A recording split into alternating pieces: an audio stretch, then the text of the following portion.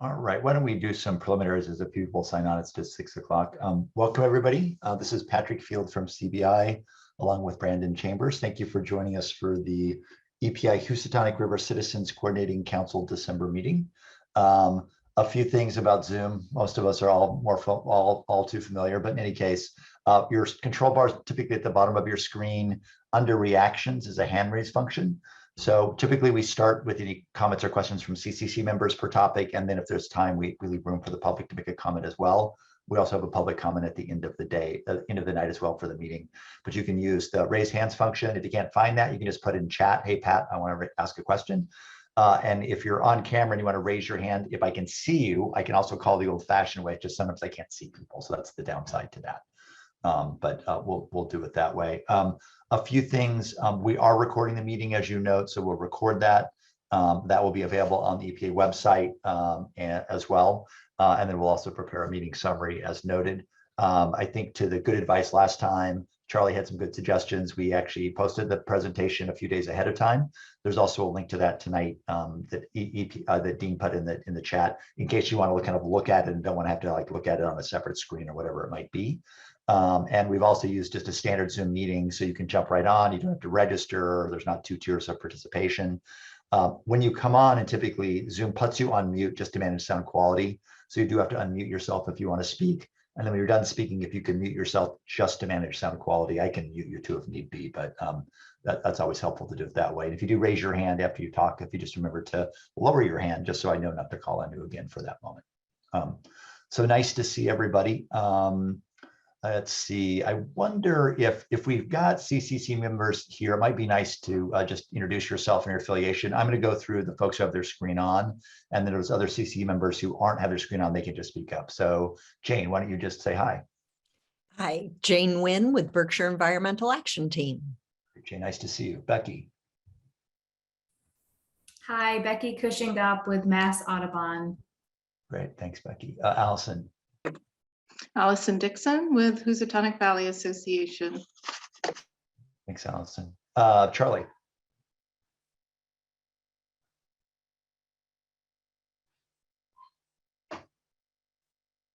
Charlie, did you find that you're on mute? So just introduce yourself and affiliation. Charlie, can you hear us okay?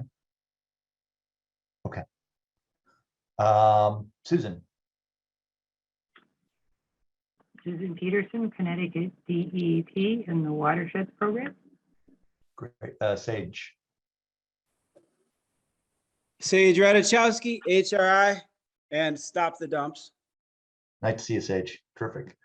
James McGrath. Hi, everyone. Jim McGrath. I'm with the city of Pittsfield. Thanks, James. Judy Herkimer, I think you're there. Charlie Judy Herkimer, the Housatonic Environmental Action League, and Stop the Dumps. Right, thanks, Judy. Charlie, over to you. Charlie Champerini, Citizens for Peace. Great, Charlie, your internet. Great, your internet's slightly wobbly, but I'm sorry about that. Let's see, other CCC members, just jump right in. Yeah, I may restart just to see what's going on. Okay, yeah, that might be good. Thanks. Lynn Fowler. Hey, Lynn, nice to see you. Yeah, Housatonic River Commission and Stop the Dumps. Great. Audrey, I think you're on. Audrey Cole, the Housatonic Environmental Action League. Great, nice to hear from you. Any other CCC members? And if we could have just the EPA team members join in, I'll call Valerie when she joins in just a second. So let's see, who do we got here? We have Kelsey. Melissa Preventure, Berkshire Regional Planning Commission. Oh, Melissa, thank you. Kelsey. Hey everybody, this is Kelsey Dunbell, the Community Involvement Coordinator with the EPA. Great. Dean. Dean Taliaferro, the EPA Project Manager for the site. Great. John Kilborn. John, you're on mute. Yeah, excuse me. John Kilborn, Counsel for EPA. Great. Bob. Bob Chiangiarulo, EPA Superfund Program. Great. Tim. Hi, Tim Conway, EPA Counsel. Great. And I thought Valerie Anderson just joined. Valerie, did you just join? Yes, I don't know why my camera's not working. Maybe it's a good thing. Valerie Anderson, Housatonic River Coalition. Great. Thanks a lot for joining. Terrific. Thanks so much. All right. Welcome and welcome members of the public as well. Thanks for joining. Let me just quickly run through the agenda and we'll jump in. I don't see that Tim Conway's on now, but if anybody from the HRI, from the TAG grant recipient wants to make any kind of opening remarks, we provide that in just a second. Dean then has kind of two parts. One, Rusty River kind of update on upcoming field activities. And then secondly, there's a number of documents coming forth that he'll describe for future input that you all may want to consider and look at. And then Kelsey's going to cover some work they've been developing around a storyboard for the site, and she'll share some of that so you can take a look at that. And then John will do a very quick update on Rusty River permit status.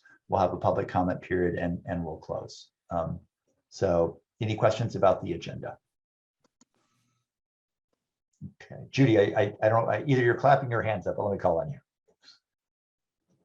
I will speak to the tag if Tim's not on. Yeah, I think go for it, because I don't think I see Tim. All yours.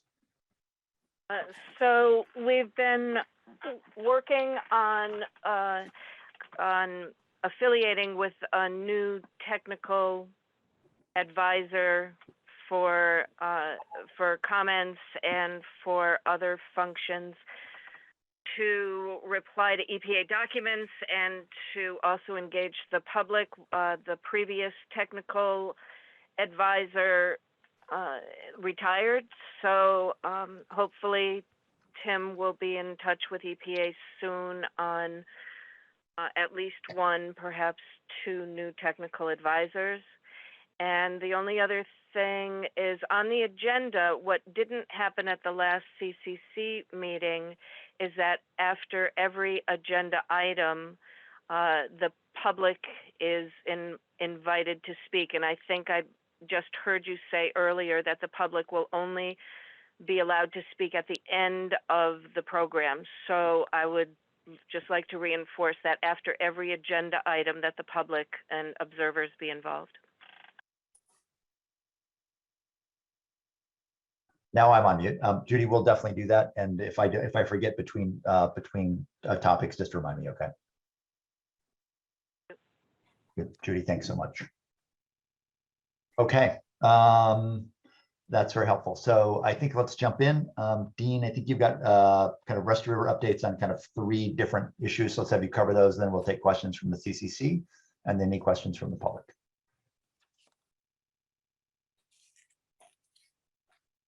And Dean, I think you're going to share your screen. Yep, perfect. And again, this is Dean Taliaferro with the Federal Environmental Protection Agency. I'm going to give an update basically since the last CCC meeting, activities that have occurred since then, and some activities that are definitely going to occur next calendar year. In addition to that, there's several documents that are coming in over the next 2 months that we can run down the list of those documents and how to provide public input. EPA has been working on a storyboard, which Kelsey's going to walk through. It's not online yet. It's not available to the public, but hopefully that will happen in early January. And then John Kilbourne can provide any update on the rest of the river permit status or any other legal issues that arise. Coming up in the next year, G's going to initiate the first year of baseline monitoring.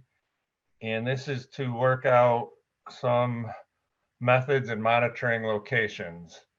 So G's going to conduct a surface water sampling program to test out various analytical techniques. The surface water is not really amenable in the long term and at low detections for the typical aerochlor method. So there's a few different methods called congener methods that do work, and there's going to be a study to select which method GE will be using going forward. So that's going to get enough samples to be statistically significant. It'll be about 1 year's worth of sampling. We're also going to have GE confirm and study and select the proper location for the PCB loading into Resta River. I think as most of you know, there's the East Branch, which is what GE abutted, where the vast majority of PCBs historically came from. And then the West Branch, which has a much lower loading. So the goal is to see if it should be a composite sample, 2 separate samples, or if the East Branch is just producing 99% of the load. And then lastly, an evaluation of the proper locations to collect samples at Woods Pond and Rising Pond. So that will go forward in 2022. And then this following year, the bulk of the baseline monitoring will start in 2023 once we also going on. Some of this actually already happened. There was a break in the weather. GE is conducting some aerial lidar, aerial radar, whichever you prefer calling it. It's a way to get topographic and bathymetric information while the leaves are down. Dean, your internet. And there's no snow cover. It's opposed to the more traditional way we can do it. Dean, your internet's a little. You. Dean, your internet's a little unstable. You might want to turn off your video and just do audio. A little off? Yeah, let's try that. Try that. That ain't better? Yeah, I think that's better. That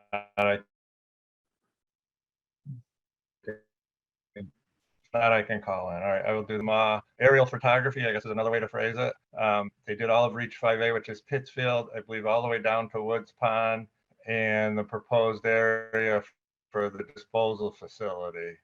We wanted to take advantage of the lack of snow and lack of vegetation leaf cover. And the goal is to create, through this method and several other methods on the ground, a single model which integrates the topographic, which is essentially the above water level contours, bathymetrics, the below water, and the riverbank, to put all that into one system, one model, which will give a 3D representation of the river channel and floodplains. Coming up next year is the start of the sampling events, or continuation, excuse me, of sampling events in Reach 5A. Again, that's the floodplain, riverbank, backwaters, and vernal pools. 5A is 5 miles, just coincidental with the property line or the boundary between Pittsfield and Lenox. And you can see here, there's a large number of samples to be collected, approximately 10,000 samples, which the goal is to get them completed in 2023. So Pat, I don't know if you want to do some comments now. The next section is mostly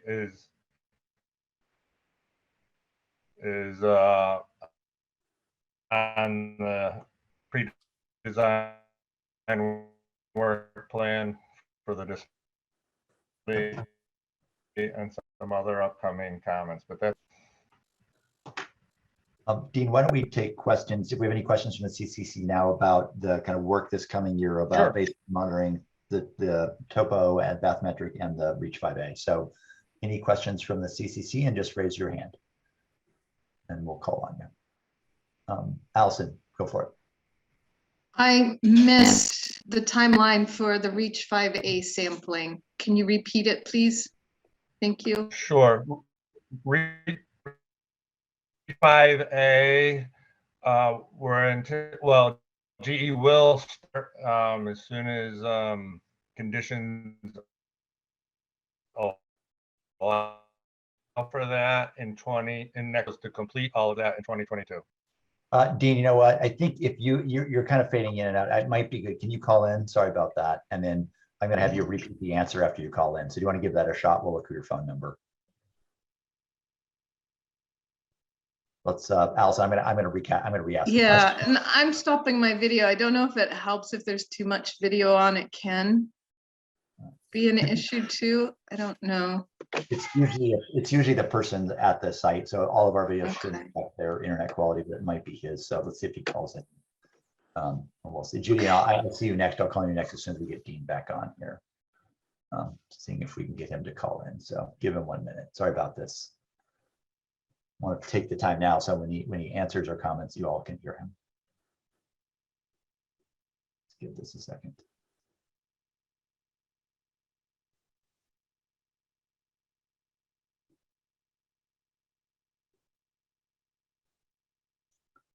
Looking to see if he calls.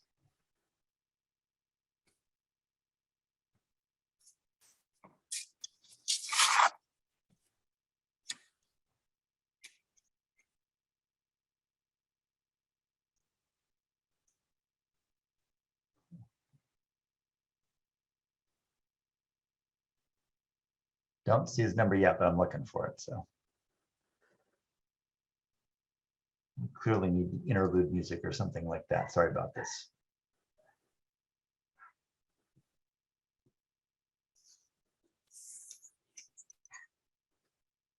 I know Dean's there because I just saw his cursor move, so we know he's present.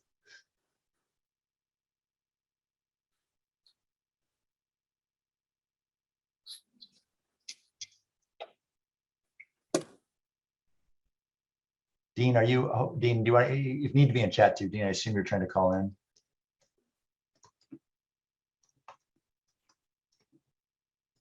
Okay, there we go. I see a 413 number. I think that's probably him.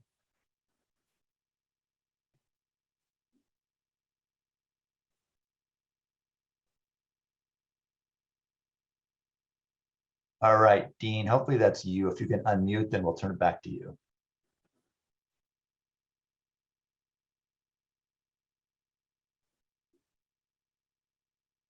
And Dean, you have to unmute on Zoom. Sometimes it's a double unmute, depending on how you do it. Brandon, it's *6 when it unmutes you, right? 6, yeah.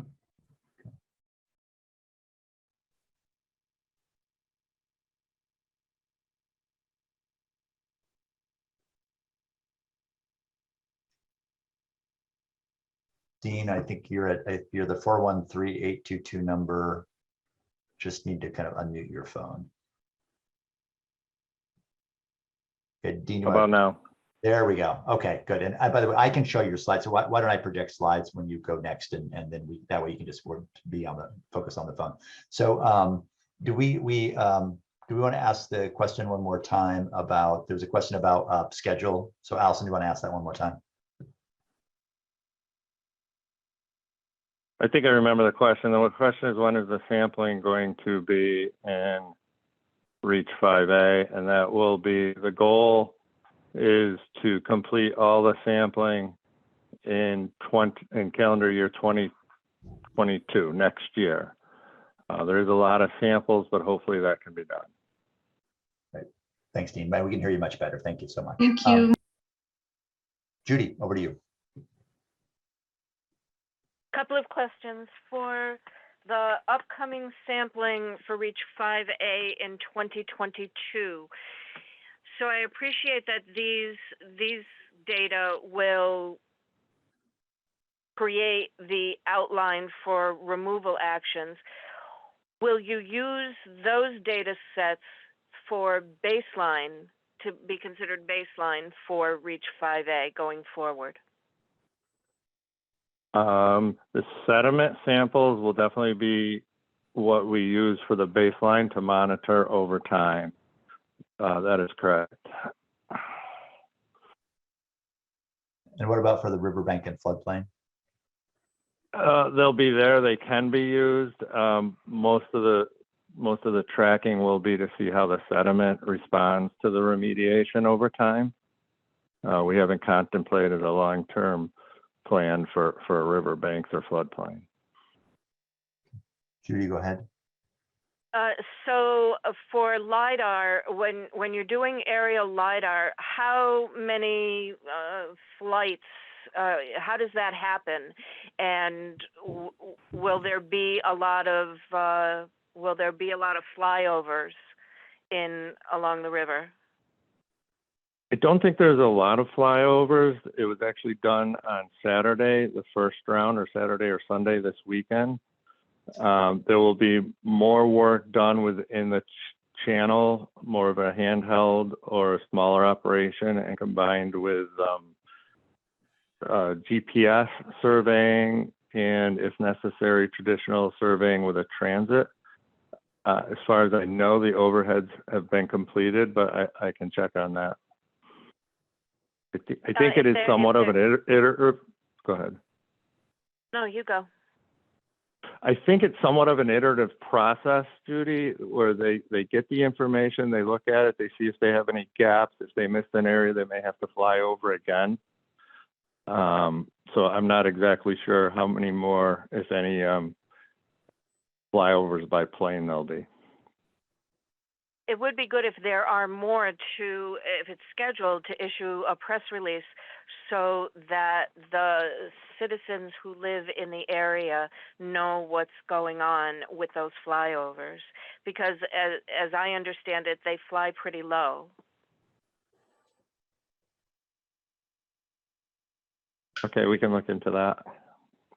And last question is baseline sampling. How many baseline samplings for rest of river will be taken in the Connecticut section of the river? That's still under review, and hopefully right now we have what's set up for next year, and we're still working on that long-term plan. So there is no final number for that yet, Judy, because the plan has not been approved. But there will be baseline sampling taking place in Connecticut and further south in Massachusetts, beyond north of the border, but below where removal actions are scheduled? Yes, there will be surface water, sediment, and biota or fish sampling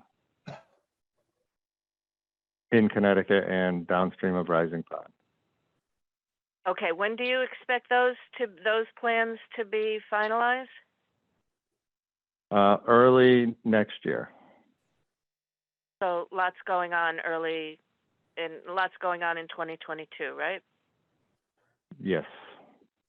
The plans will be, let me clarify, the plans will be finalized, and the actual sampling of sediment, biota, and surface water in Connecticut and a more robust sampling will start in calendar year 2023. Okay, that's it for now. Thank you. Thanks, Judy. Charlie, you're up next. Thank you. Dean, you said quickly that there's going to be some testing between the east branch and the west branch. And I kind of missed that, and if you could repeat why you're doing that. Sure. and what you're trying to determine. The main thing is determine the amount of PCBs coming into rest of river.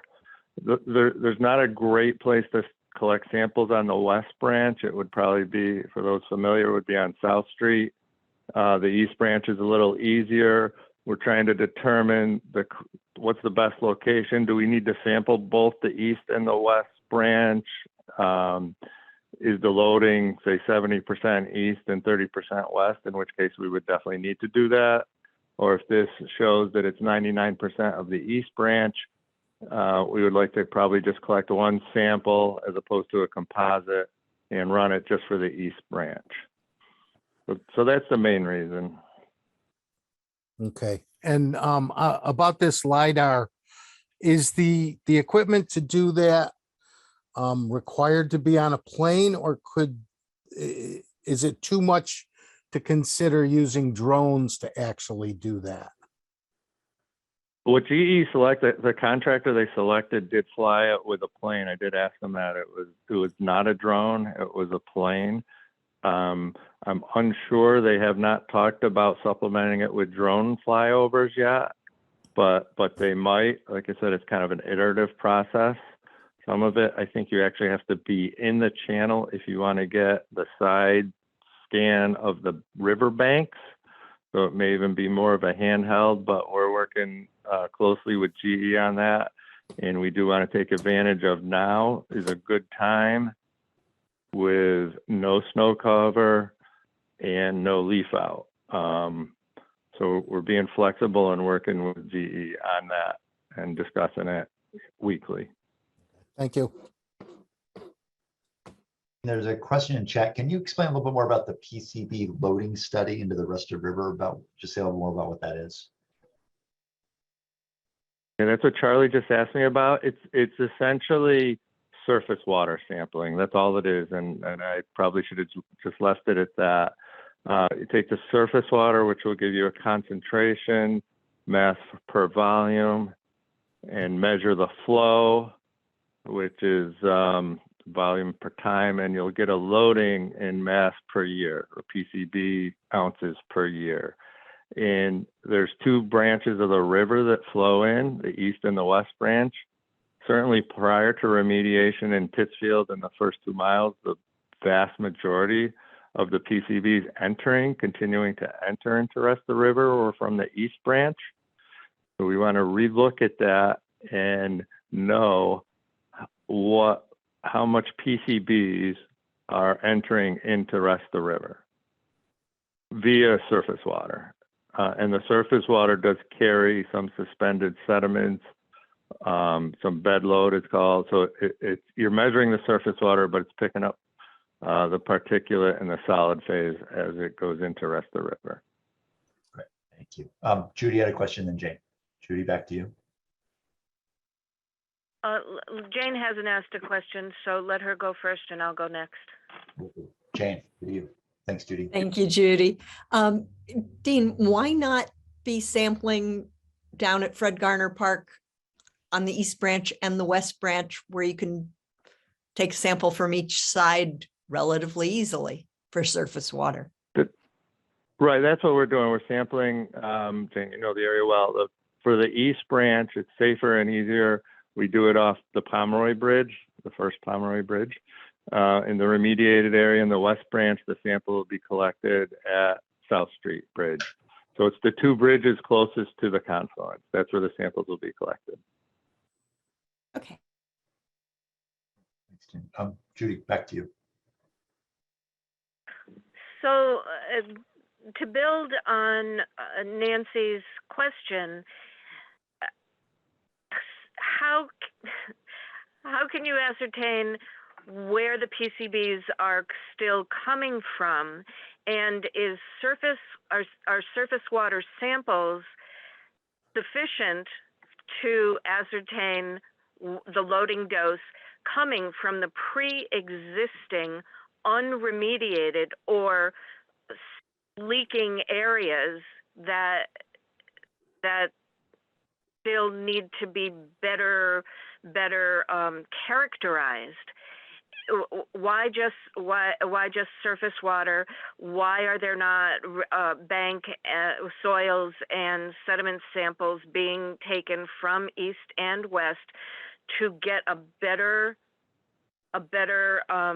mapping of where there might be point sources, or if we're dealing with widespread loading still from east and west branches?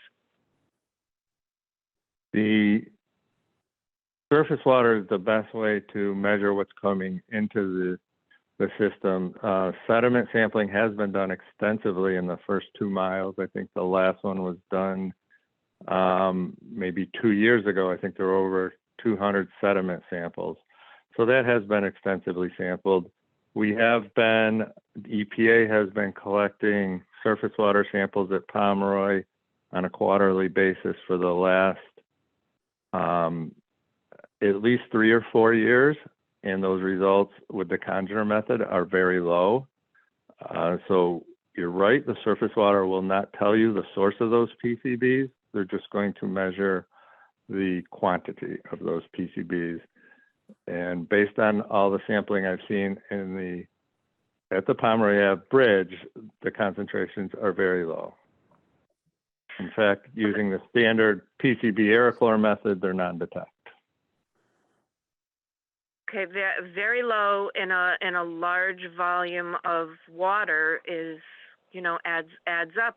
And there have been as an example, the most recent chlorobenzene leak into the river, and GE has refused to take any sampling in that area related to that known point source. So I'm just kind of questioning how accurate, how comprehensive, and if we're going to do this, why not do it in a big way and do it right, so that you know where it's coming from. It's almost like two different questions. Yes, surface water is going to give you the parameters for loading from each branch, but where is it all coming from? And is it just residual contamination that, of course, has marinated the area for almost a century, or are we dealing with any new point sources? That's all. Thanks. Thank you. All right, other questions on this? And if not, we'll go to the study documents that are coming out and give a heads up on those. And just one other question, is the PCB study, the loading study, is that done by you, EPA, Dean, or is it actually done by GE with EPA oversight? It's done by GE with EPA oversight, and we will be collecting some split samples. Okay. And when you say and split analyzing the samples. That means EPA collects split samples and does your own analysis in a different lab. Correct. Okay, great. All right, let's talk about documents coming up. The document that came in recently, it's submitted by GE, called the Pre-Design Investigation Work Plan for the Upland Disposal Facility. I think Kelsey, our team sent out a notice on that. We're looking for the public input by January 21st. The link to the document is here. It was also sent out earlier by Kelsey. And I just want to point out, if you looked at the slides that Brandon sent out Monday, I had a little technical issue, and the link in the Monday's presentation does not work. So that's why we put, I did fix it in this presentation, and the link to that document is in the chat box and in a previous email.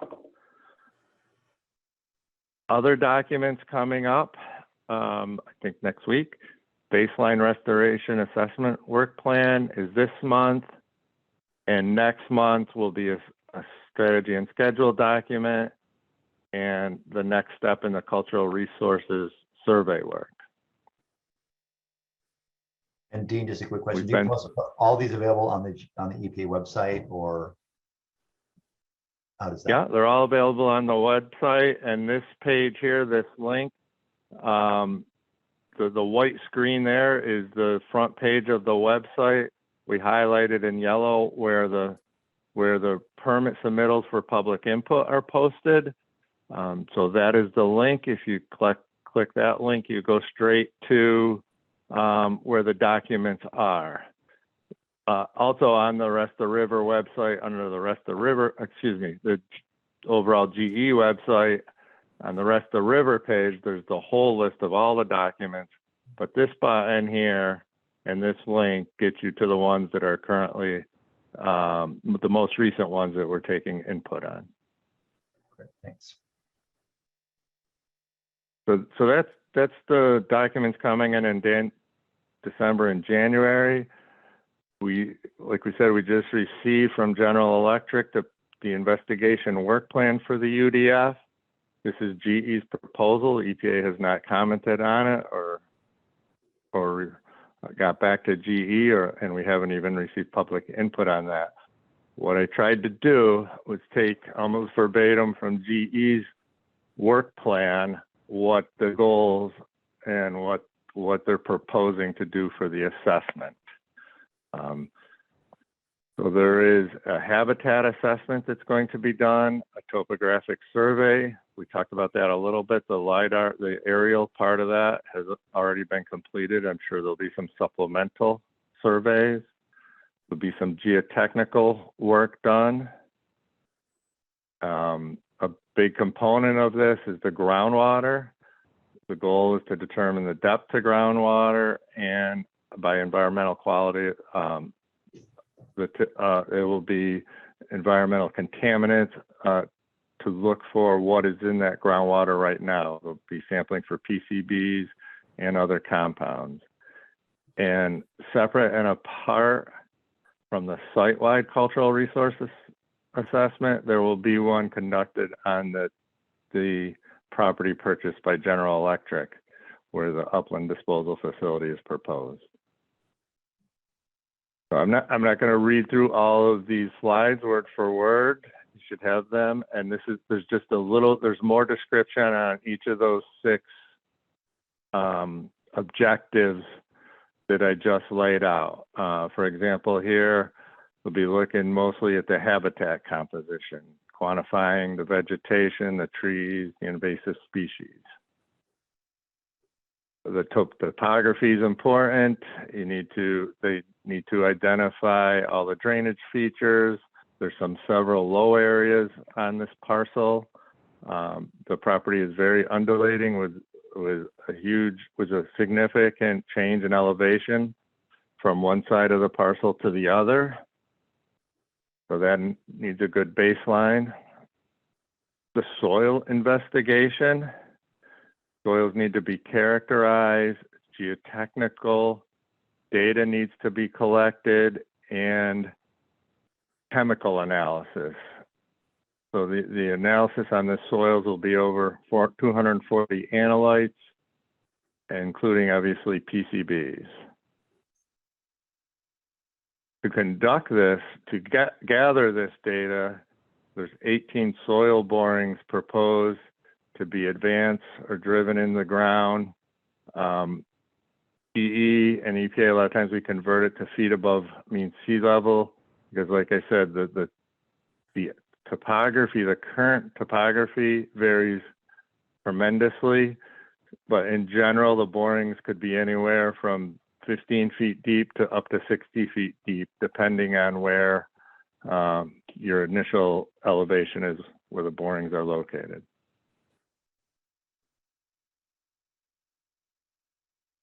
For groundwater, there's 2 components. Again, depth of groundwater and current water quality. DE proposed 14 wells and piezometers. They use both terms.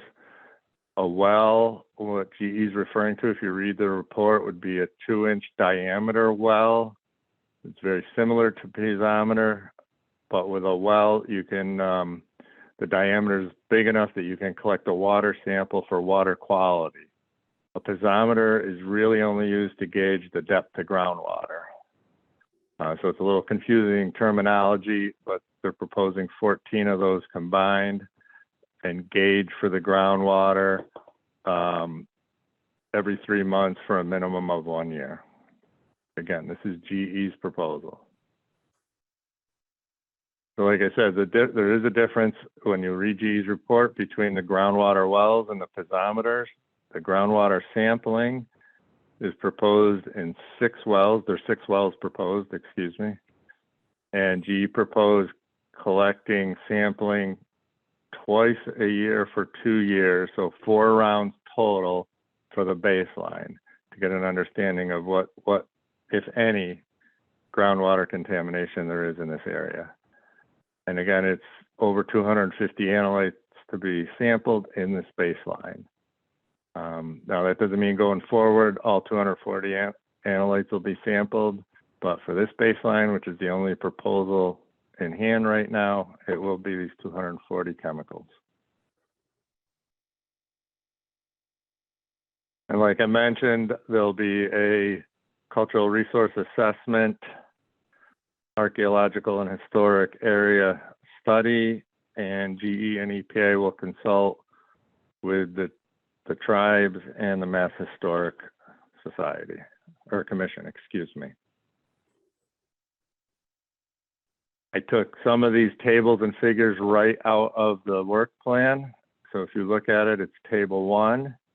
It gives a summary of the left-hand side is the boring ID, which is also, they'll use this, they're proposing the same designation for monitoring wells, which is MW.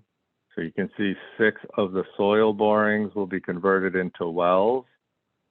Another 8 will be converted into piezometers, and then the last 4 are proposed strictly to collect geotechnical data.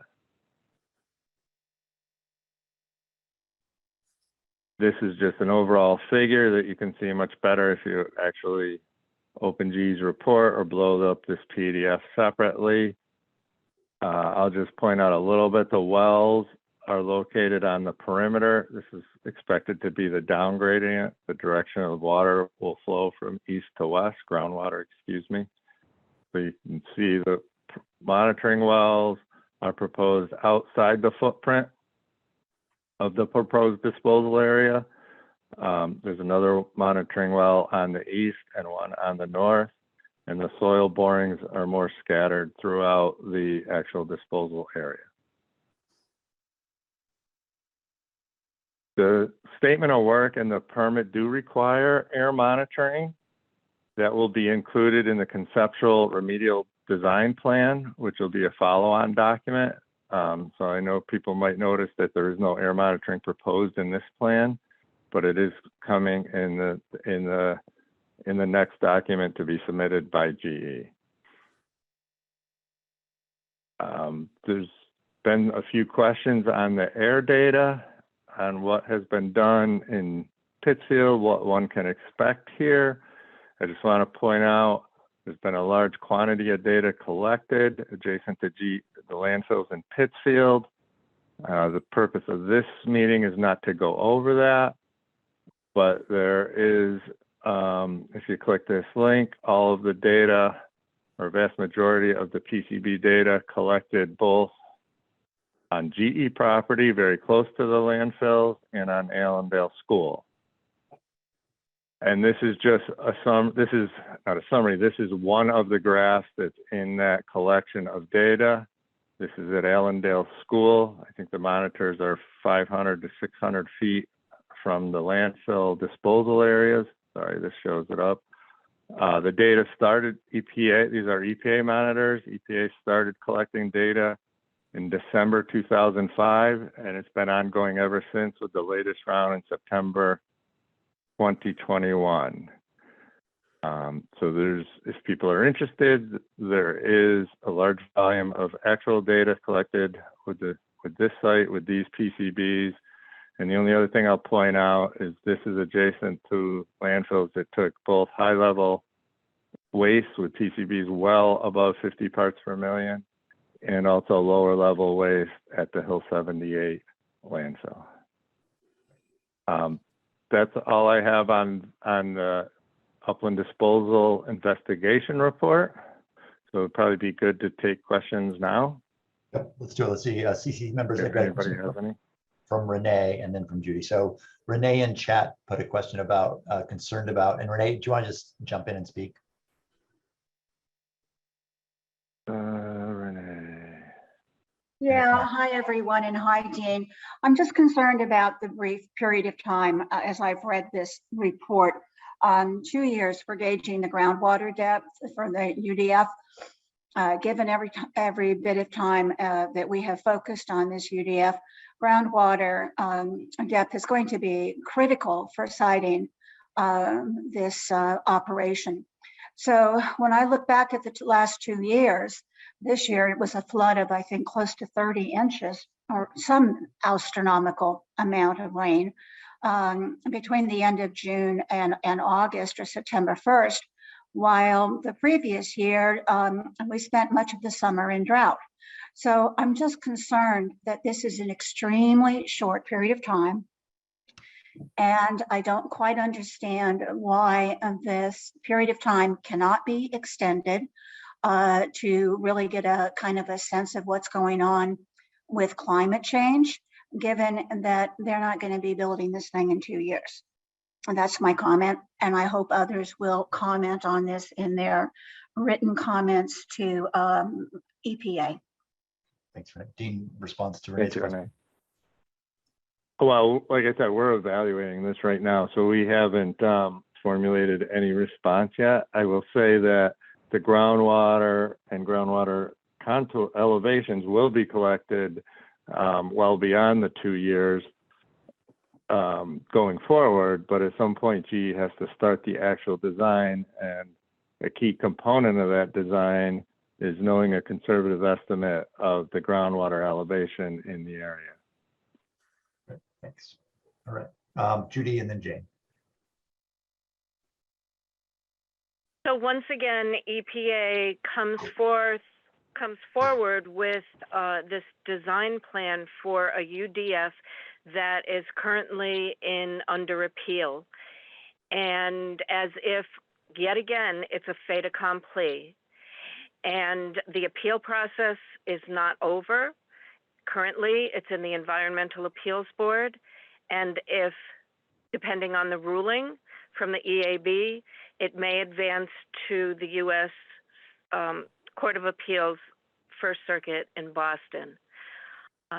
This is an outrage to the citizens who live close to this area, who are all going to be negatively affected in some manner, whether by health effects, whether by lowered property values, and any number of other problems that will arise from this massive TSCA designed dump that will contain 1.3 to 1.5 million cubic yards of contaminated sediment.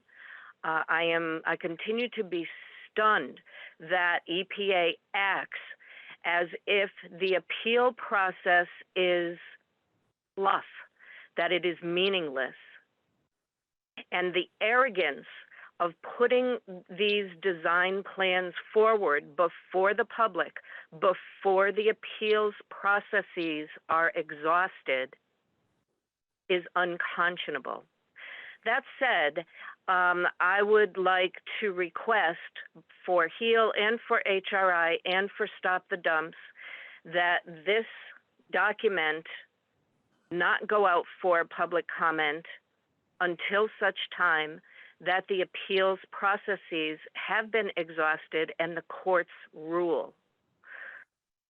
In the event that that is not acceptable by EPA, giving an only 1 month comment period during the holidays, again, is why have we been doing this for decades? Every document needs to request an extension to comments. You make no consideration for any holiday times, any of the major weather events that we've had that have put people without internet and without grid, and you just and this UDF, if it ever comes to be, like Renee said, is years away, and the public, the citizens, get 30 days to comment on this. Large extension requested for this document to not be open for public comment until after the appeals are exhausted. So, Dean, do you want to I respond? can answer that one right now. I don't even have to go back to the team. We're not going to do that, Judy. Part of the settlement agreement was to continue with all investigation works during the pendency of the appeals. I don't take anything for granted in the appeals process. If at some point it's decided that the UDF will not be built, then it won't be built, and the only loss would have been some money spent by GE with some of these design activities. So I don't see the conflict there. It's got nothing to do with arrogance or presuming victory.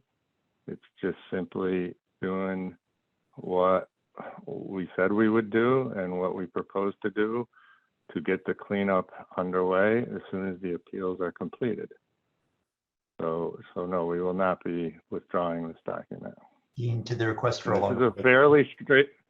This is a fairly straightforward document. This isn't even the data. It's just proposing essentially 12 wells and some piezometers and some borings. It's not that expensive. So we can think about the comment period extension, but I don't foresee that happening. It's not that complicated a document. And as far as the UDF not being built for many, many years, you know, that will depend on the appeal, but there is a lot of steps to get this built, including a conceptual design, a final design, and a lot of input on those documents, which are also significant. And if the goal, which is EPA's goal, to start remediation in the next 3 to 4 years, you know, these documents need to proceed. You know, Dean, we've shifted now to further south. The EPA, there's been a paucity of community involvement by EPA with thousands of new stakeholders who are still just completely flummoxed by the process.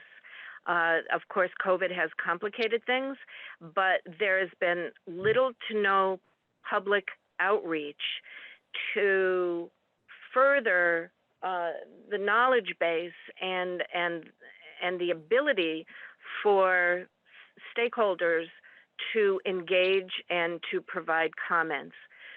We've been at a slight disadvantage since our technical advisor retired, and like I said, we're in the process, and we have been unable to do public presentations because of COVID. So come on, you can't even extend a 30-day extension period because you ascertain as a lead on the project that this is just a minor document. I didn't say it was a minor document. I said it's a fairly straightforward document that is not all that technically complex. And if people have technical consultants, we've had numerous comment periods, and people have met the deadlines. We've got very good comments from Rest of the River, the City of Pittsfield, Mass Audubon, and others. And there doesn't seem to be a problem. Judy, go ahead and finish. I'm done. I'll leave it for other people to reinforce. Okay, let me go to Jay next. Well, sorry to disagree with Judy, but thank you very much to EPA for forcing GE to go ahead with planning so that, first of all, we get lots more data. If the appeal does fail, then we can go ahead immediately. If it doesn't, we've still got all that data. I see nothing but benefit to the public from forcing GE to do all this work now.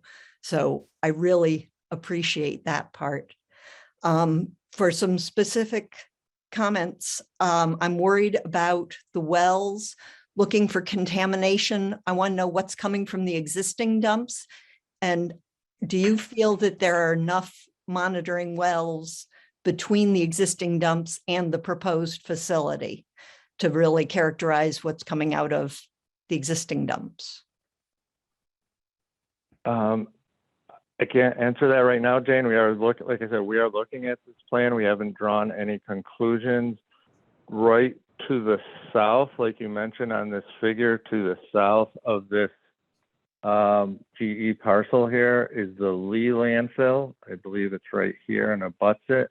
There are some wells there, and there is groundwater data. We will look at that, and you do have a good point to see if there are wells between that landfill, if there's sufficient coverage between that landfill and the other landfill's a little farther away, the Schweitzer Madewi one. But that's where I think the majority of our focus is going to be on, is on the proposed groundwater monitoring locations and sampling. So again, we haven't drawn any conclusions on this submittal yet. Great. And sorry that you're always being put in the position of EPA having to present what GE should be forced to come here and present to us. Other thoughts on, I agree with Renee that the groundwater monitoring needs to be much more than, well, first of all, more than quarterly, should be monthly. We have had wicked groundwater changes this year and last, and I'm glad to hear you say that the groundwater monitoring will keep going forward, but the design has to start at some point. I also am concerned about whether the 240 chemicals cover what you might expect to be coming from the existing dumps. Hope that EPA will consider that as well. For the invasive species monitoring, Beat would be very interesting or interested, or I'm sure Mass Audubon could offer training in identifying invasive hardy kiwi, which is a huge problem in the Berkshires, but not a generally known invasive. But I think it's really an important one to make sure that when they're looking for invasive species, it's included. It is along Woodland Road, so it's a problem in the area. Also, Thanks, for hopefully, go ahead. Sorry, you go ahead. I just want to remind you, if you could just, I'm taking notes, we're all taking notes, but just please submit those as comments. Great. So you don't go by our memory. We will submit comments as well. Just wanted to raise concerns now. Sure.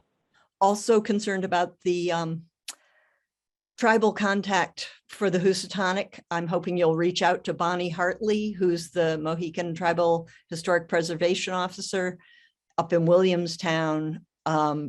We've watched several other projects in the Berkshires that have really not had sufficient outreach. Mailing letters isn't enough. I can give you Bonnie's email address and want to make sure that there's real, true consultation ahead of time, not just letters. And I think that's everything I had to ask you or say about this part. Jane, just a good reminder, everybody, this is again not EPA's approval of this, but this is EPA's proposal, and that's what we're looking at right now. EPA's not yet responded or asked for more or whatever. So thank you for that clarification. Important.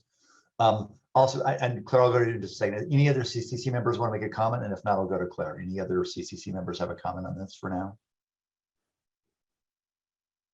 Claire, over to you. Oh, Charlie, Claire, go ahead, and I'll go to Charlie after. Claire, you go next. Go ahead. Yeah. And Claire, the unmute button should be at the bottom of your screen there on your control bar. There Okay. You got it. Thank you. Okay. Yeah, I'm just wondering if there's been any study of the area that is a potential operating area, which you're only showing a little corner of it in this diagram, but it does extend throughout the whole, it encloses the whole GE property all the way down to Woods Pond. And there's another map that does show it all the way. There's another map that you have that shows the potential. It's in this group. It's showing both the boundaries of the UDF, and it also shows the boundaries of the operating area around it, which is the light green, and it's a larger map. And then it shows the dotted line, which was in that first paragraph, the dash line that extends all the way down to Woods Pond as a potential operating area. And that area possibly could be used for sediment dewatering and also for other operations that would be preparing for the UDF. That all is a tree, that's all treed, that whole area. And that's where there is a wetland. And I know that we've had no help on, I'm just pretty much advocating by myself for that wetland. And I'm wondering if we could have some help from, I mean, who is Jane Wynn suggesting they would train to go in and identify? I'd love to see that happen. Somebody go in and identify the biota there, any invasive, and another question is, what effect would invasive plants have on that area, in that treed area, other than to negate the value of the wetland? What is the value of, I think it's just one of the monitoring of all the plants and all your inventories that you're going to have to do. Jane, can I ask Jane that? I'm hoping that the coordinating committee is listening to my concerns. I seem to be the only one from Lee right now that's commenting on this. Jane, do you want to respond to the invasive species piece? Oh, I just, and Beat has specifically focused on invasive hardy kiwi. I think EPA will be hiring experts on invasive species in general. Invasive hardy kiwi is not considered invasive in the rest of Massachusetts. So we want to be sure that they add this as an extra invasive species that they're focused on. Are you interested in? And we're interested in making sure they're checking everything. I hope EPA is interested in making sure that all the wetlands are identified and all the species, especially rare and endangered species that could be in there as well.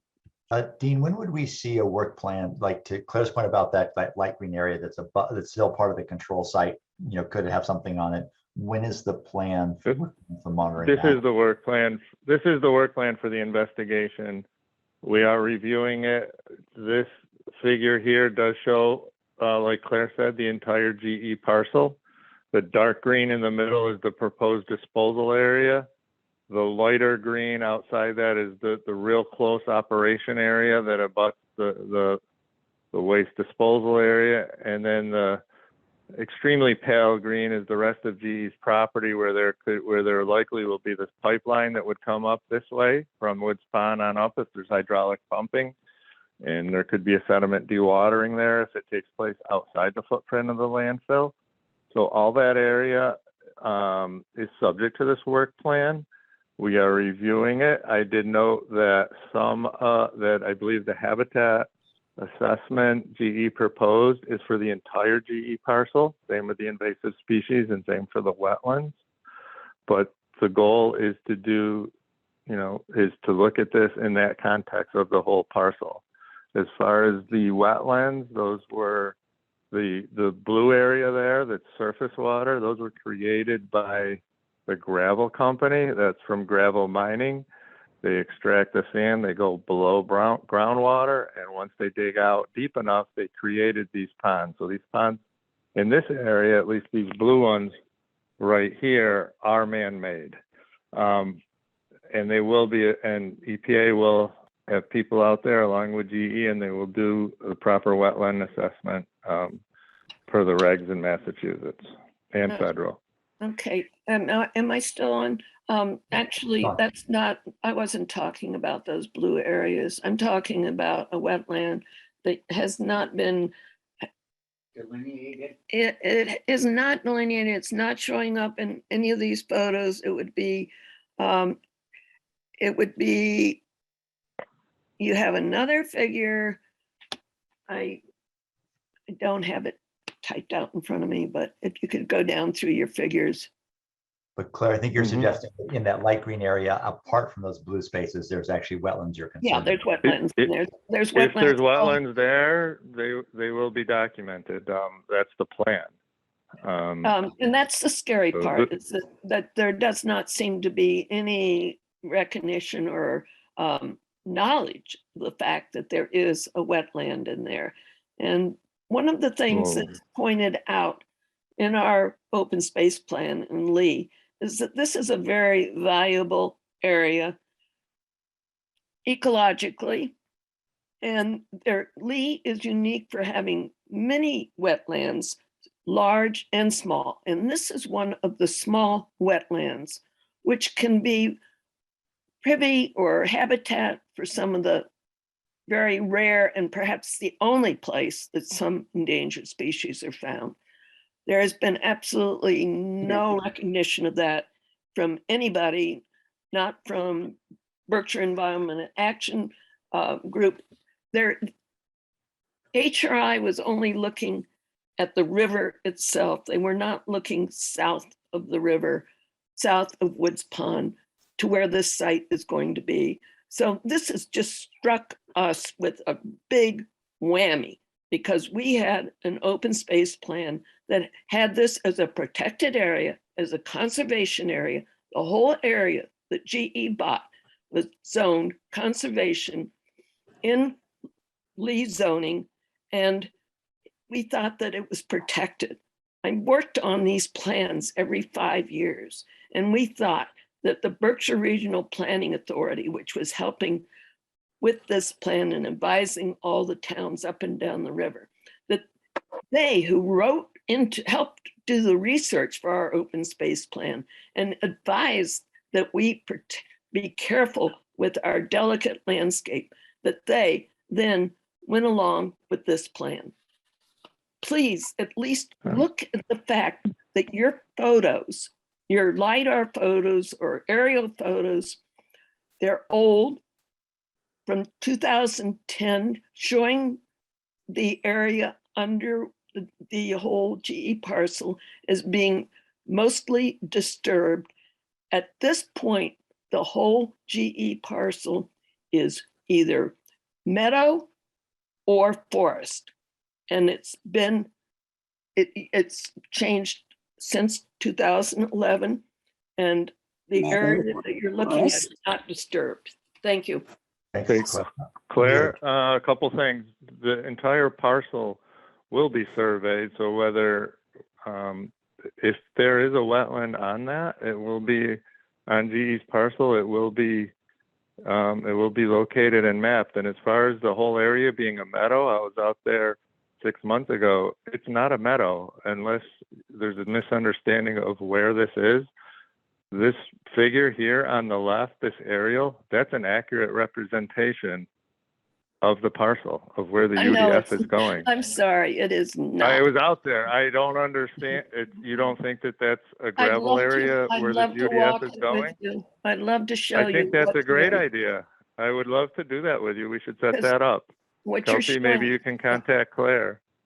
And as soon as we can, because I think there's a misunderstanding as to where this is going. Because we were just out there, and 90% of it is disturbed construction rubble, sand, gravel, high tension lines. You can see the high tension lines there. They're there. It's very easy, but I think the solution is to just go out there and walk it with you. I'm very familiar with it. It's in my backyard. Well, then somehow there's a miscommunication, because that picture's accurate. I don't know what else to say. Dean, I would suggest this. Others who have seen it have also seen it. Dean, hang on. I think let's not argue the point here now. We only have photos. I'm not arguing. I'm offering to do a site walk. Yes, I'd like to. Let's make an appointment. And I think that's a great idea. Yes. And I would love it if, I think Sean's on the call, if he would like to come, or any of the councilmen, select board members. I think that would be great. Thank you. Okay. So I would like to make that offer to Claire and the select board. Let me just ask you this one question. Isn't the power line one border of the GE property?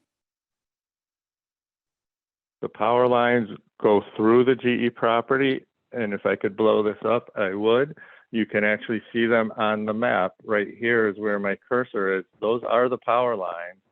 They go to the south towards that substation on the corner of Woodland Road and Willow Hill Road, and they come all the way up. They go down here over this quarry pond and all the way to Woods Pond. So yes, GE's parcel contains a fair amount of those large power lines. Yes, that's correct.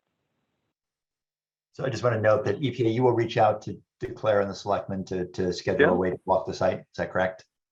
Yeah, we can. Can I give you my phone number? And Claire, this is Kelsey. I'm happy to follow up with you after this, and I think we can do the same with others too that might be interested. and Claire, if you want to put your phone number in a private chat to Kelsey, she'll be able to get it for you. So you don't have to put it publicly unless you want to. Thank you, Claire. Charlie, you're up And I next. think you have my contact information too, so you're welcome to reach out, but I'll follow up with you tomorrow. Great, thanks. Charlie, you're up next. Thanks, Claire. Yes, thank you. On one hand, I want to see GE spending money every single day, whether it's, doing some, putting together reports or doing samplings and paying planes to fly over and everything like that.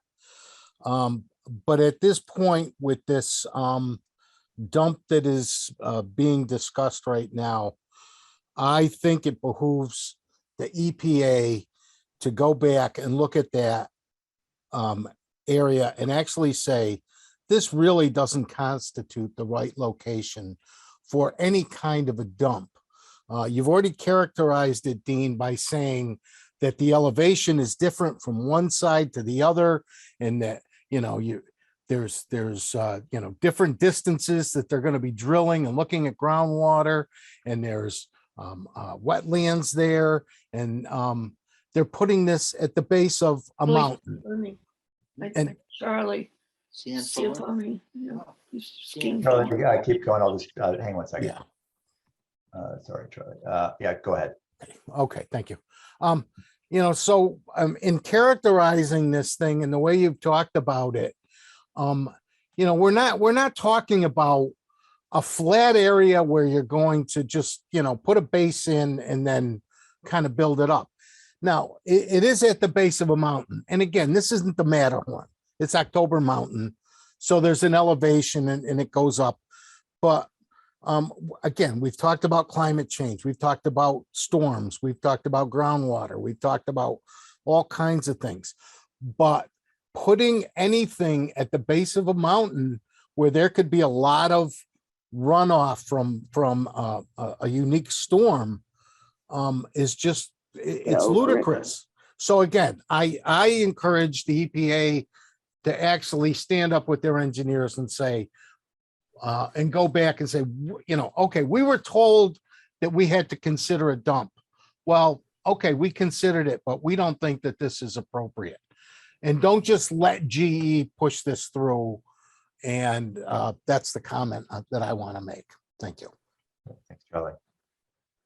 Other questions or comments for the upcoming documents? And then we're going to actually go to the storyboard, which actually touches on some of these same figures. So, Judy.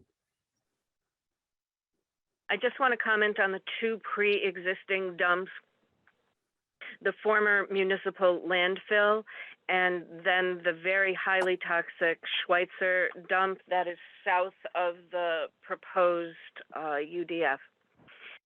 It took months to get records and sampling results from Mass DEP.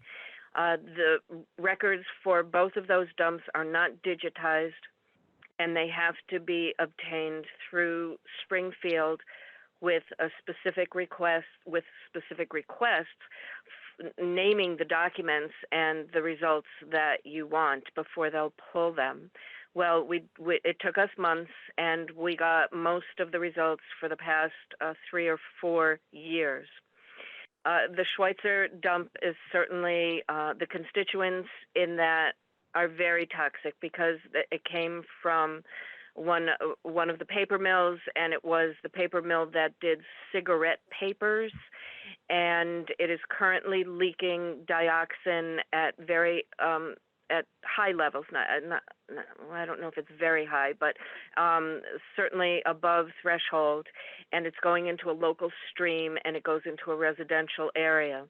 Further complicating that dump is that a solar farm was allowed to be installed on top of the cap, and with each high water event, the cap is collapsing in places, and they have to keep reinforcing it. That dump has also had trouble with their monitoring wells, and they've had to do multiple repairs and at least one replacement. The municipal dump is shifting, and it has collapsed. I think one, maybe two of those monitoring wells there. So the whole area, as with any landmass, is changing. It's shifting. It's artificial. It's not. It's they're both dumps. They're both unlined, and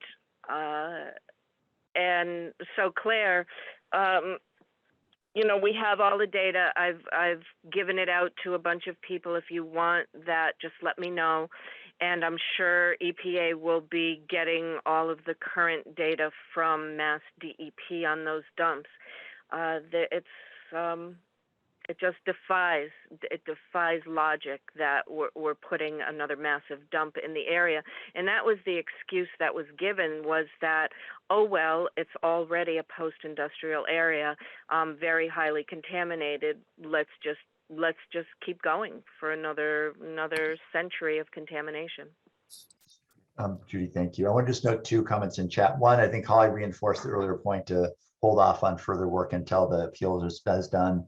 And then Renee put a point in about process, EPA, just noting that given they kind of want to understand that, okay, they'll give comments, you'll take them in, and then I think they would like some more conversation before you kind of give GE your comments or kind of finalize the document. So I think they're hoping to hear back from you, and maybe before, you know, if this thing is finalized, so they can kind of be involved in the process given the depth of feeling and concern people have about this site and what's happening.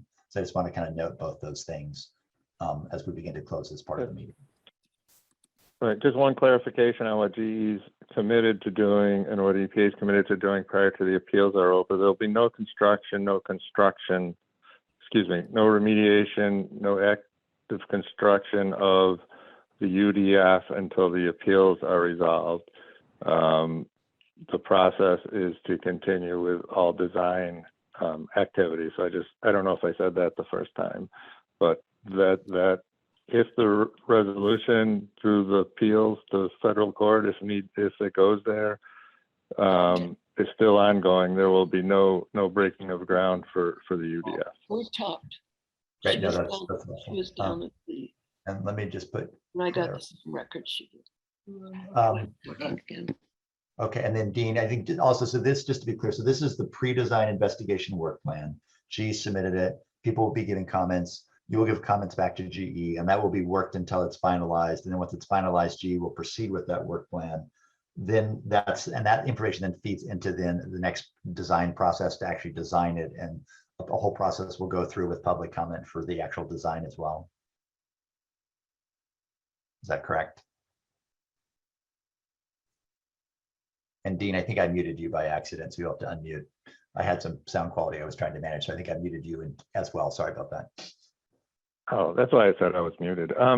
Yeah, that is correct, Pat. We're still working out the sequence of documents, but there will definitely be a conceptual design document, then a final design document, both of which will have public input. Okay, thanks. Why don't we move to the storyboard piece, which is really kind of continuing this conversation similarly. So I don't know, Dean, we're going to say a few words, Kelsey's going to, and then we can take some more comments or questions. No, we just put these slides in here because the storyboard is not online and available to the public yet. So we just wanted to have some representation of what's in there, but I'm not going to go through these slides. That Kelsey can do that by, Kelsey can walk through the actual storyboard itself. So I will stop sharing, and I think Kelsey, you can take over. Yes, thank you. Right, and once Kelsey goes, I have one more question for Dean. Yeah, go for it, Judy. It's not Judy, it's Kim, my husband, Kim. Oh, okay, sorry, Kim. Hey, Dean. Hey, Kim. You know, how you doing? To me, it seems like we've got a site picked out and people are battling back and forth as to whether it's a good site or a bad site and debating all of the components of the site. What I'd like to see from EPA is a detailed geological site component list of what would make an ideal site and whether that measures up to the one we're battling over. I don't think that this by any means is an ideal site, and I'd like to know what EPA's criteria for a good site is. I think this is all part of the appeal, Kim, not that, so I think those questions have been raised, and I'll leave it up to the appeals board, and if it goes to the federal court or whatever the legal process is to make those determinations. They would be the independent person on if it's appropriate to go forward with this proposed landfill. So EPA's made its case to the board. The appellants have made their case, and I think that's a good spot, and that's where the resolution has to come from. All right, thank you, Kim. Okay, over to Kelsey. All right. Hi, everyone. I hope you can see my screen now. Maybe Pat, let me know. We can totally. There's a lot of pictures. Okay. Is there just one? Oh, it's scanning. It's scanning, yeah, it's going through. Okay, all right. Just want to make sure I've got the right thing up. So hi, everybody. Hopefully you all saw me in the beginning. I'm Kelsey Dunville. I'm a community involvement coordinator with the EPA. So what I wanted to show tonight as part of this presentation is what's called a story map. If anybody's not familiar with that, from my perspective, it's kind of a fancy PowerPoint, but it has mapping tools that are unique to this. It's a GIS platform that allows us to use mapping tools to more creatively and in-depth share information. So this was put together strictly by EPA. We did have some contractor help with it. We have showed it to GE, but the input and the criteria for developing it came strictly from EPA. It's really just a visual tool that we want to share with you tonight as a starting point. It's not going to be on our webpage immediately after this meeting because we have to go through some final just processes to finish it up and get it out there to you all, but it will be up on our website hopefully within the next week or two at most. So what I'm going to do is just walk through it and give you some familiarity with it. You will see that I won't do much, but what I'll be doing just is scrolling down the screen here. So it kind of moves like any document that you're scrolling through to take a look at it that way. So the beginning here is just some photos, obviously, of the site. And when you scroll down here, you get to the first area. These tabs, you can click on any of these. If anybody remembers, I know a couple of years ago, I know many of you don't attend the Connecticut meetings in person, but the Connecticut Deep put together a storyboard, which is a similar presentation. So just in case this looks familiar for GE, they did do one. So you can either click on these different links and it'll bring you directly to it, or you can scroll through, which is what I'm going to do. All of this these are all hot links that go directly to places on our website, which a lot of you are also probably familiar with, to bring you directly to the different specific areas of the cleanup. And again, I'm just scrolling through here. This is the site map, just to give you a baseline idea of the site itself. You may see in the final one, we may have to work on changing some of these colors and that sort of thing, but won't be anything very significant in terms of what this looks like. It's just a basic site map. Just continuing to scroll down, the OPCAs are outlined here. Again, the site boundary, some more hot links in here for air monitoring. And then we go into the rest of river. And this is all just meant to be some background on the site. The focus of this story map is on the UDFs, that portion, but this is again, this kind of mapping tool that this program allows for us to utilize. So you can see here's the Woods Pond, Reach 5, and then rest of river and the colors there. And again, the site boundary outlined. And then move into the Upland disposal facility, just to show where that lies again on this map. This also shows what would be a temporary hydrologic pipe route. So that's the dredging potential pipeline there that would go in. And then finally, we go into some ideas of potential future use. And I'm going to pull up some renderings, which is what Dean was just talking about there. And again, these are just really for visual information to give you a sense of what the site looks like now and what it could potentially look like after the UDF is constructed and closed. So here we have some different potential reuse ideas. A little footbridge here, potential kayak or boat launch down to Woods Pond, the October Mountain State Forest here, and the campground are all noted there. This also outlines what we may look at as, other uses, maybe to walk near the area. And then the GE parcel is outlined in this block line. So these are moving into before and after views. So these just show you the different views that we're going to show you in walking through these, the figures coming up here, just to get bearings on where you are. So I think this is the view to the west, the view to the north. So this is view looking south away from Woods Pond. So I'll pause here for a minute for folks to just get a look at it. And I think Dean has at least a couple of these. Oh, sorry. Can zoom in on them if you want to. I didn't need to do that. So you can see here, this is the before. And these photos were taken via drone that GE supplied EPA. So this is drone footage taken. Dean can correct me, but I want to say it was over a year ago now, sometime. I think it was the fall time. So this just gives you some kind of orientation again and potential ideas of what this may look like after. View looking west, so towards Lenoxdale. So this is west towards Lenoxdale and Crystal Street. And then this is the active gravel pit and the asphalt plant over to the left there. And this is just post-construction, giving you a better idea again where the gravel pit is and Crystal Street over here.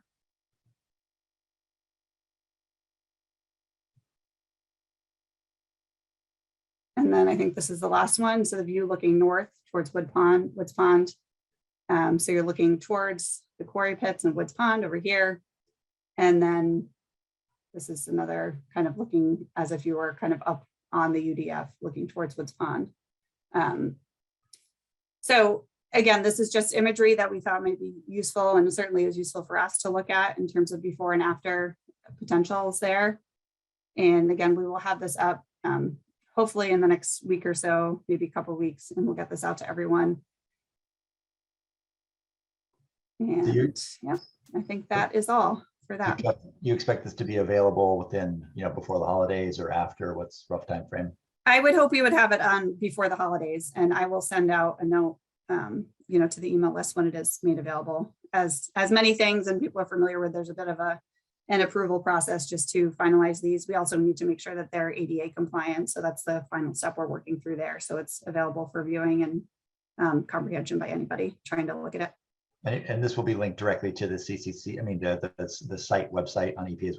Yep, we'll highlight it. I'm sure I'll highlight it on the homepage where I usually put, these meeting notices, and then we'll figure out where the best home for it is, as a final landing spot, but I'll make sure it's in a prominent area to begin with, certainly. So questions, Jane, then Audrey. The storyboard really makes it look like the support area isn't going to have any trees cut down. Is that accurate? Dean, I'll let you jump in, but these, Yeah, I'll take that. Yeah. If you could probably pause right there. Yeah. It's a little hard. There are going to be some trees taken down. There's a small amount, I think, right where Kelsey's showing her cursor. There's definitely going to be some trees taken down in the if they're within the footprint of the disposal area, they typically are not replanted. You typically don't plant large trees or trees with anything with large roots in a landfill. Outside that area, you can see kind of at the bottom of that, whatever you want to call it, pyramid on the as-built side. The area around that can be replanted. GE may need to, or there may be a need to keep some access roads or some access through there. So there might not be a way to do some planting there. I do think there's a lot of other areas that on GE's parcel that GE owns that are now denuded that could be planted. and enhance there. If nothing else, you can kind of see the power lines go all the way to Woods Pond, and there's not even any grass there. You certainly can have grass below power lines. You are kind of limited because you can't put a lot of vegetation in there. You can't make up for the minor amount of trees being caught under power lines, but you can certainly do other things, native grasslands, and if nothing else, just vegetation as opposed to what it is right now, which is gravel roads. Trying to get back to your first question, there are going to be some trees removed. That's the point of one of the points of the habitat assessment is to document all the vegetation and all the areas, both support area, disposal area, and other areas purchased by GE. Quantify what has to be removed, quantify where it can be replanted, and take a look at that. Audrey, you're up next. Thanks, Jane. Audrey Cole. Yeah, I'm just curious, who paid for this PR marketing plan and how much did it cost? GE did Kelsey said GE did the drone photos, I think last summer or 3 months ago. So GE paid for that. EPA has a contractor in headquarters that does this type of support, so EPA paid for the renderings. So Dean, just to be clear, the photograph of the actual was a drone that was paid for by GE, and then the rendering showing what the landfill would look like at some future point is work that an EPA contractor did. And how much? Yeah, and how much did this? I have no idea how much it costs. I have no idea how much it costs, to be honest. Audrey, any other questions? No. Claire, over to you. Well, I'm just looking at this photo on the left, which shows all this bare area, and you can see the power lines going along here. And if you look down in the left-hand corner, that's close to where you're coming into Woods Pond. And from the area of, you can see in the very lower part, the power lines, and everything to the left of that is all treed all the way down to Woodland Road. And the GE parcel is not underneath the power lines at all. This whole area that they're showing up here towards the south, first of all, there's just this one little piece of water that's part of that pond that is on the GE track, and there is sand in that area. But everything beyond there where you see the beige is grass, and there's trees down there that I saw turkeys under when I just several weeks ago, and everything down to the left all the way down to Woodland Road, which is not showing up on any of these pictures. So it's quite dissected. Is all treed. And I think, Clara might help. Well, there's a good view right there, and I think it's great if we go up and look at it, but that area you're talking about you're correct, that is owned by GE. Everything from, I guess, the leader to Woods Pond, and there is, I think that's a small gravel pit GE owns. That gravel pit on the right is kind of inserted into GE's property. So you're right, everything over there is property bought by GE. However, as of now, the land where the disposal area is proposed to be constructed is to the west of that. Wait a minute, get my directions right, north, up to the west of that, where the rendering is. So you're right, Claire, there is a fair amount of that parcel that's vegetated. And when we walk out there, we'll show you where the proposed disposal area is. And I actually have the deed from GE, and we can maybe route that, which clearly shows the power lines going right through GE property. So I think those two things will help a lot. But you're right, there's a good portion of this that's already vegetated, and hopefully most of it can remain vegetated. Claire, anything else around that? I'll go to Judy. I'll just point out that on some of your other maps, you show the potential walking path there as being the border on one side of the dump. And then it progresses over to where that open area is, which is the over to the left to the open light green that is the power lines, the Eversource power lines, which is all dirt. Right. Oh, thank you. Judy, I think you're up next. I just I don't know what to say. That tax dollars were spent on this. That it was a collaborative process between the RP and the federal agency. That it is essentially propaganda, and it belongs more on the General Electric propaganda website with the pretty pictures.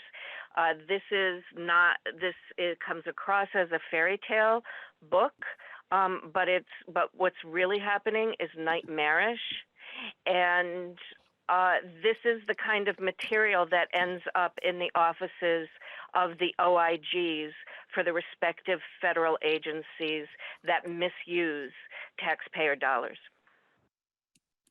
So I can, sorry, Yeah. Pat, do you mind if I just respond? So in terms of the contract that's done to put this together, it's it is federal dollars and it's out of our headquarters office, and we use this. This is a very typical type of project to do this on. I just would reiterate, like I said at the beginning, that GE supplied us these photos. They did not supply us these photos knowing that we were putting together these renderings. My perspective, and I think our team's perspective, is that for many people, Judy, I know you've been out there. I was out there with you a couple of years ago, but a lot of people haven't had a chance to see what this looks like, either on the ground or, you know, from this perspective in the air. So we thought it was actually a very good use of time spent. And frankly, this project got done very, very quickly. We could certainly find out what was spent on it if people really are interested in that. But I've done a lot of products that have been put out in communities, and this is one of the better photos that I have seen and renderings that I have worked on to get together out quickly to try and, we're not working for GE, we're trying to just educate the general public who hasn't been as exposed to this parcel and what it could be should the UDF be put, you know, into place there. So I just wanted to clarify that, and I'm happy to follow up with any specific questions on how this was created. What was suggested over and over and over again was to do what EPA could do to get small groups of citizens, stakeholders up on the proposed site. So what you're showing are aerial photographs when, in fact, as you know, when you walk the actual site, it is a very dangerous site, and it has tons and tons and tons, untold tons of construction debris that has been being dumped there for decades. Anything that you can imagine sticking out of the ground, metal, concrete, bricks, vehicles, dead vehicles. It is just amazing that that EPA thinks that this is a good site for a dump. I guess the request just holds. I know there were problems during the transition of the property of who owned what and getting permission from General Electric. But if they want to show us pretty pictures, why don't they get the people who are going to have to live near this thing if this comes to pass up there, so that they can actually see what the site is really all about.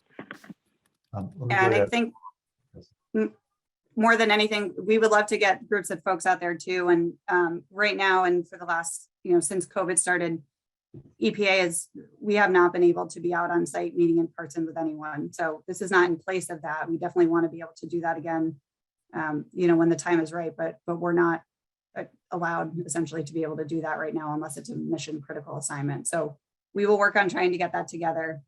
And I know there's a lot of interest around that, but this is certainly not meant to be instead of, being able to get out there in person. I've got Audrey, then a comment in chat I just want to cover, and then we'll check in. So Audrey, over to you. Yeah, I just want to say that, I don't have one of my issues is that you spend money on this type of project, which, by the way, I wouldn't object to so much if you also didn't include some of the dissent and controversy involved in some of these sites. You only present a one-sided view of what's going on when you do these PR marketing projects.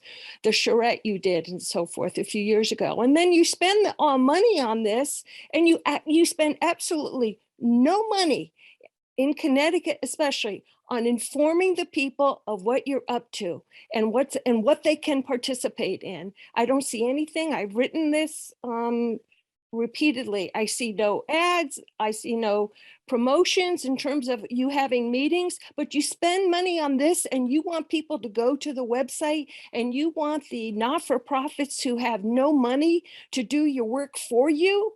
To get people out to participate. I just find this incredible. And it's discouraging. That's all.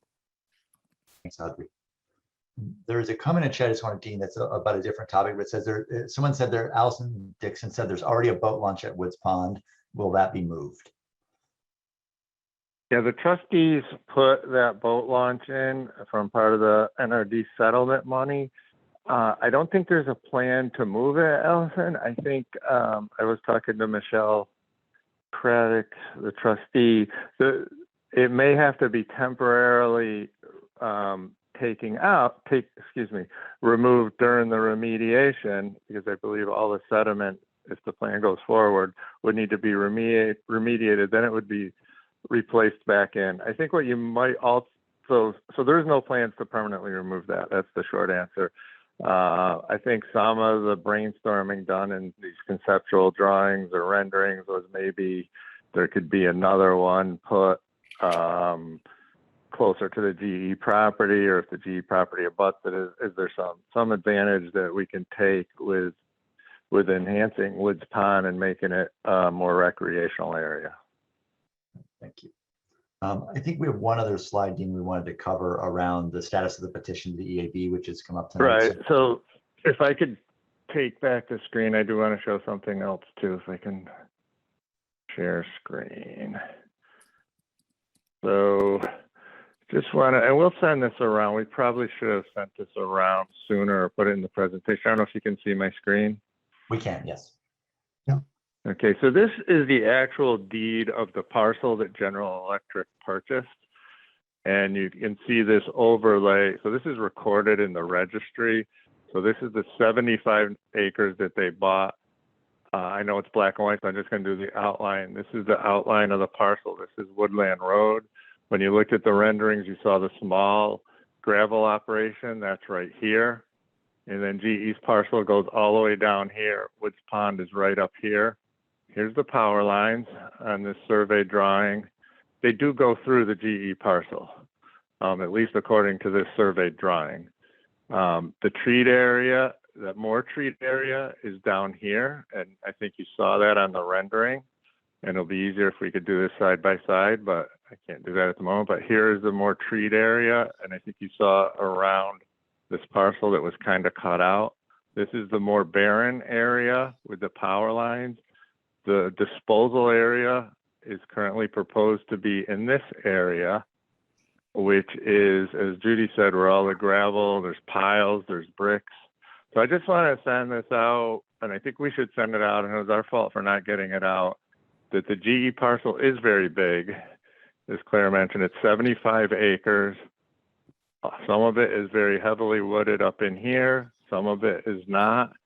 And until you're really out there and you can't really distinguish which part GE's proposing for the landfill, but it is way up in this area.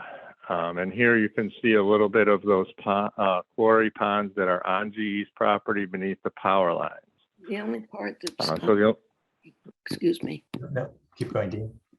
So we will send this out, Kelsey, if we can get this out with tomorrow with the presentation, that might be helpful. Great. Thank you, Dean. And then I think maybe John Kilbourne has one slide, or I think on the status of the EAB. or Tim doesn't? I have it. I Yes. just have to find it. You got it, Dean? Yeah. There it is. Can you see that or? Yep, we can see it. Yeah, I got it, Dean. Yeah. Kilbourne, Counsel for EPA, the appeal to the EPA Environmental Appeals Board, the status has not changed since last CCC meeting. Oral arguments on September 2nd. The appeals board takes the appeal under issue, and so it's just like any court, don't have there's no firm deadline for them to render their ruling. That will be available. Obviously, we'll let everybody know when we know. There is a transcript available on the EAB website so the current status in some is that we're waiting to from the EAB about their ruling. Thank you, John. Judy, question. Hi, John. Could you tell me first of all, what is your position and why did you represent the case at the EAB versus Attorney Conway? I don't want to get into how we staff this case. I will be more involved in the rest of general. Dean is now deputy counsel of our legal unit, the Office of Regional Counsel. So in general matters, I will be getting more involved in the day-to-day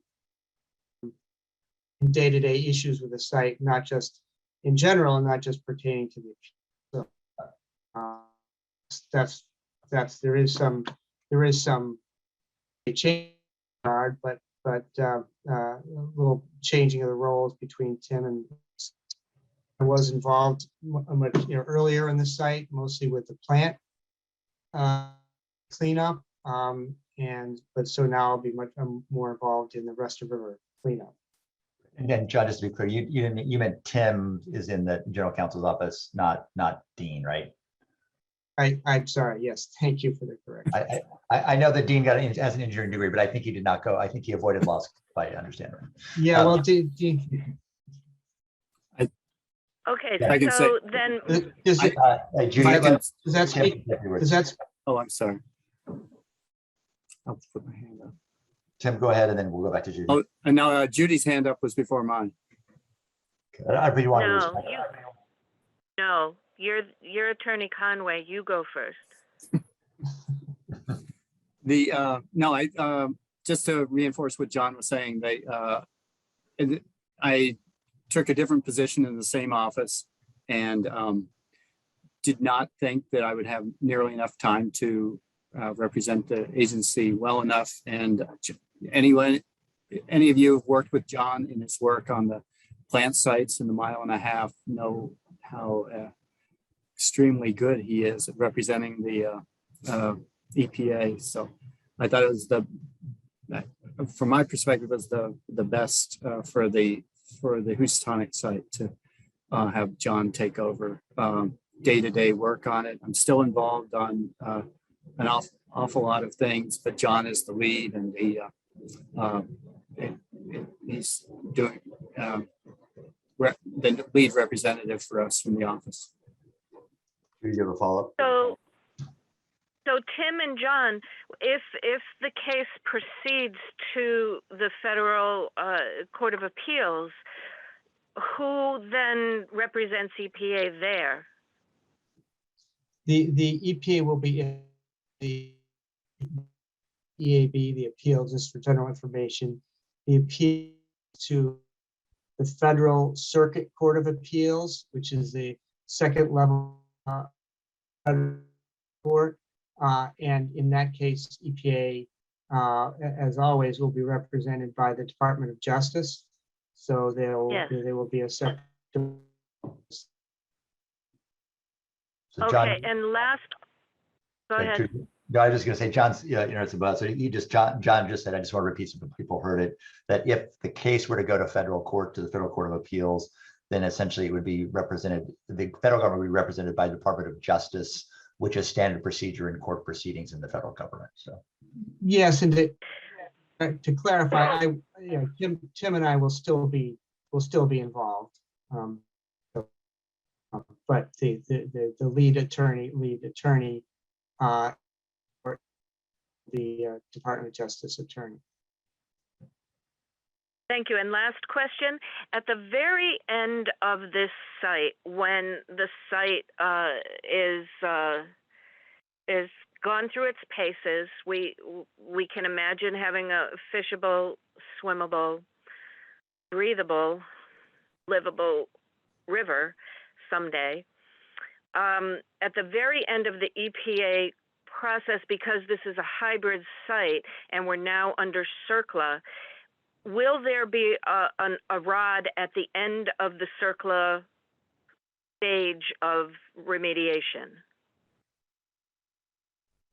No, I don't believe so. No, we had the decision, the cleanup decision document, which is equivalent to a CERCLA rod, is the revised permit that we issued in December of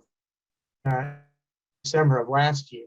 So our cleanup decision was that revised record permit, and that will be, so we will not have a separate record of decision. Thank you for that clarification. That okay. Thanks, Judy. Yeah, go ahead. You will have what?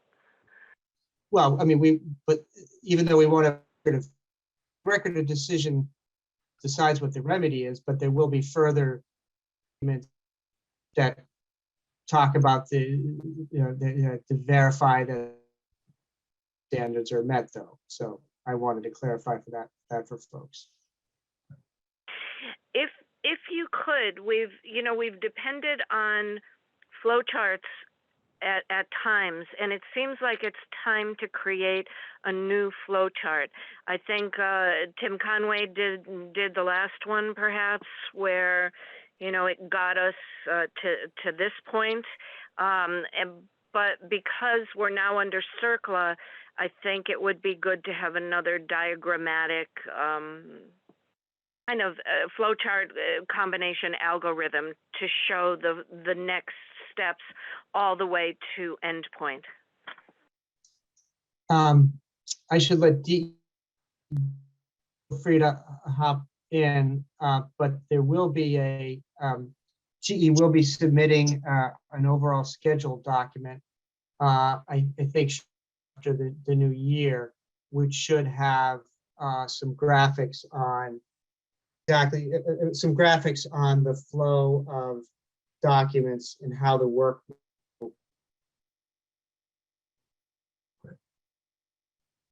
Judy, anything further on that? No, I didn't know if he had finished his sentence. Thank you. All right. Well, yeah, so I'll just repeat what John said. He was breaking up on mine too. So G's going to submit a document in January with some graphics that show the interrelationship between the work plans, the next steps for each, like for the UDF or for Reach 5A. It will show the documents that need to be in and approved before remediation can start. And I assume there'll be other drawings or flowcharts or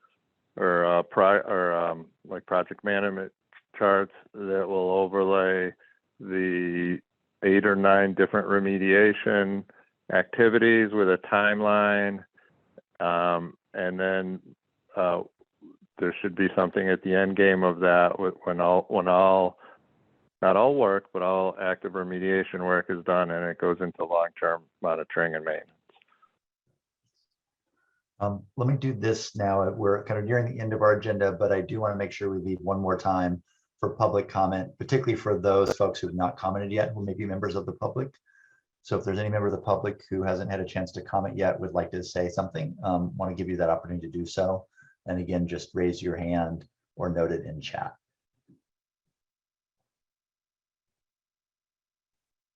Sage. And you're a CC member, I believe. Hi. Too, but certainly Yes. speak up too. Go for it.